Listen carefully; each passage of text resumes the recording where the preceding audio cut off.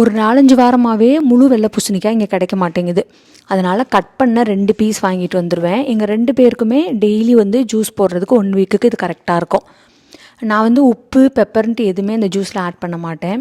அந்த கொட்டையை எடுத்துகிட்டு தோலை ஃபுல்லாக எடுத்துகிட்டு கட் பண்ணிவிட்டு ஒரு பிளெண்டரில் போட்டு தண்ணி ஊற்றி அதை நல்லா அரைச்சிட்டு வடிகட்டிட்டு நம்ம அப்படியே வெறும் வயிற்றுல குடிச்சிட வேண்டியது தான்.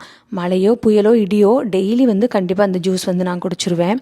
இந்த மாவு புளிக்கிறத விட இந்த தயிர் உறைஞ்சிருச்சு அப்படின்னா தான் எனக்கு ரொம்ப ஹாப்பியாக இருக்கும். ஏன்னா என்னோடய கைக்கு வந்து மாவு ரொம்ப சீக்கிரமாக புளிச்சிரும். ஆனால் அந்த தயிர் செட் ஆகிறது தாங்க பயங்கரமான ஒரு இதாக இருக்கும். ஏன்னா 1 வீக் வந்து நல்லாயிருக்கும் தயிர் செட் ஆகி, அடுத்த வீக் பார்த்தீங்கன்னா தயிர் உரையவே உரையாது. ஆனால் இன்றைக்கி வந்து தயிர் சூப்பராக உறைஞ்சிருந்துச்சு. நேற்று நைட்டு தூங்க முன்னாடியே நாட்டுக்கோழி சூப் வந்து இந்த ஸ்லோ குக்கரில் போட்டு விட்டு தான் போனேன்.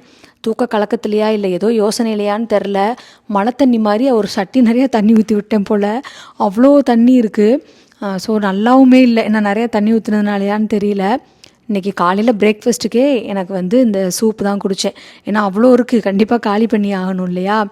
எல்லாருக்குமே பிரேக்ஃபாஸ்ட்டுக்கு வந்து உளுந்து அடை தான். ஆனால் நான் உளுந்து அடை சாப்பிட்டேன் அப்படின்னா என் வயிறே கிழிஞ்சிரும் போல், அவ்வளோ சூப் குடிச்சிருக்கேன். அதனால் மற்றவங்களுக்கு எல்லாத்துக்குமே உளுந்து அடையும் தக்காளி சட்னியும் தான்.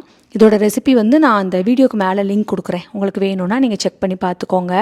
என்னோடய சின்ன பொண்ணோட ஸ்கூலில் வந்து அவங்க சோஷியல் டீச்சர் வேறு ஒரு ஸ்கூலுக்கு மாறி போகிறாங்களாம். அதனால் இன்றைக்கி அவங்க ஸ்கூலில் ஒரு சின்ன பார்ட்டி இருக்குது.